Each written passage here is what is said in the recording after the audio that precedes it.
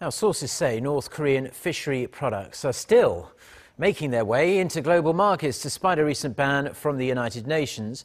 According to CNN, North Korea's catches, such as crabs, are being sold at markets throughout Hunchun City in China.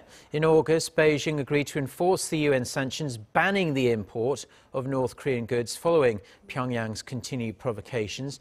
But in September, the Associated Press reported that seafood from the north was still ending up in restaurants in the United States via China. CNN claimed that Pyongyang is earning about $300 million a year from seafood exports, mostly to the Chinese market.